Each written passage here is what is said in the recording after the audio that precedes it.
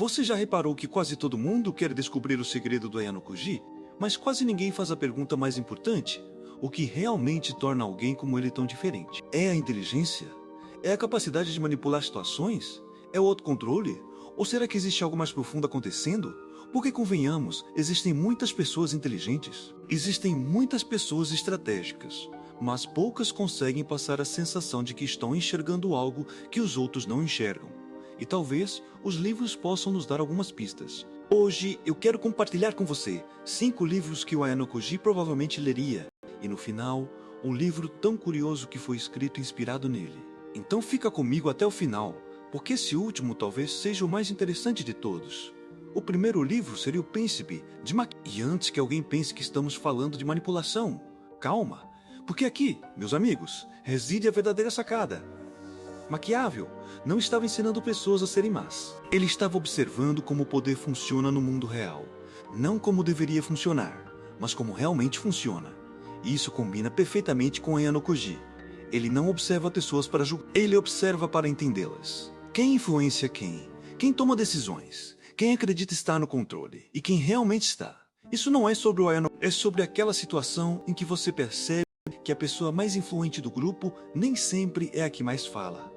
Às vezes, é a que mais entende as pessoas. O segundo livro seria A Arte da Guerra, de Sun Tzu. E sinceramente, esse aqui parece ter sido feito para ele. Sun Tzu dizia que a melhor vitória é aquela conquistada sem lutar. Pensa nisso por um segundo, sem lutar. E não é exatamente isso que o Ayano-Koji faz? Ele raramente entra em conflito direto. Raramente demonstra tudo o que sabe. Raramente mostra toda a sua força. Ele prefere organizar o cenário, mover algumas peças e deixar que os acontecimentos façam o resto. Isso nos mostra uma ironia tão deliciosa que quase passa despercebida. A maioria das pessoas associa força à agressividade, mas muitos dos maiores estrategistas da história venceram justamente porque não precisavam demonstrar força. Agora eu quero saber sua opinião. Com base naquilo que você já viveu, você acredita que é melhor resolver tudo de frente ou encontrar uma forma inteligente de evitar a batalha? Escreve sua resposta nos comentários. Eu realmente quero ler o que você pensa sobre isso. O terceiro livro seria As 48 Leis do Poder, de Robert Greene. E esse aqui costuma gerar polêmica, porque muita gente olha para esse livro e pensa manipulação. Mas talvez a resposta não esteja no que vemos, mas no que escolhemos ignorar. Porque entender estratégias de influência não significa usar essas estratégias. Também significa reconhecer quando alguém está usando elas contra você. E essa é uma habilidade que Ayano-Koji possui o tempo inteiro. Ele percebe padrões, percebe intenções, percebe movimentos que passam despercebidos para a maioria das pessoas. E quando você começa a enxergar esses padrões, o comportamento humano fica assustadoramente previsível. O quarto livro seria Rápido e Devagar, de Daniel Kahneman. E talvez esse seja um dos livros mais próximos da forma como Ayano-Koji pensa. Kahneman explica que nossa mente possui 2 modos de funcionamento, um rápido, impulsivo, emocional e outro lento, analítico-racional.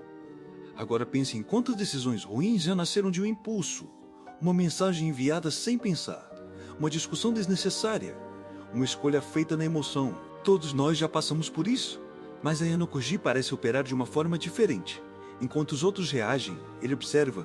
Enquanto os outros entram em pânico, ele calcula. Será que com você também acontece algo parecido? O quinto livro seria Meditações, de Marco Aurélio. E essa escolha costuma surpreender muita gente, porque quando pensamos em Ayano, pensamos em estratégia. Mas talvez sua característica mais impressionante seja outra, o autocontrole. Marco Aurélio foi um dos homens mais poderosos do mundo. Mesmo assim, grande parte de seus escritos não era sobre controlar os outros, era sobre controlar a si mesmo, porque controlar pessoas é difícil. Controlar circunstâncias é difícil, mas controlar a própria mente talvez seja o desafio mais complexo de todos. E talvez seja exatamente isso que torna Ayano-Koji tão fascinante. Mas agora chegamos ao bônus, e esse é especial, porque enquanto todos os livros anteriores poderiam ser lidos pelo Ayano-Koji, esse foi criado inspirado nele. O Caminho do Poder, as 48 leis secretas de Ayano-Koji para alcançar a excelência estratégica. E, honestamente, isso diz muito sobre o impacto que esse personagem teve, porque em algum momento as pessoas deixaram de apenas assistir a Ayano-Koji e começaram a estudar Ayano-Koji. começaram a tentar entender como ele pensa, como observa, como mantém a calma, como toma decisões sob pressão. Mas talvez a verdadeira lição não seja copiar o personagem. Talvez a verdadeira lição seja entender por que tantas pessoas gostariam de ser como ele. Porque no fundo, Ayano Koji representa algo que muita gente procura: clareza, controle emocional, confiança, capacidade de pensar antes de agir. E existe algo curioso que conecta todos esses livros. Nenhum deles fala apenas sobre vencer. Todos falam sobre compreender. Compreender pessoas, compreender sistemas, compreender a própria mente. E talvez seja exatamente por isso que Ayano Koji chama tanta atenção. Porque ele não parece apenas jogar o jogo.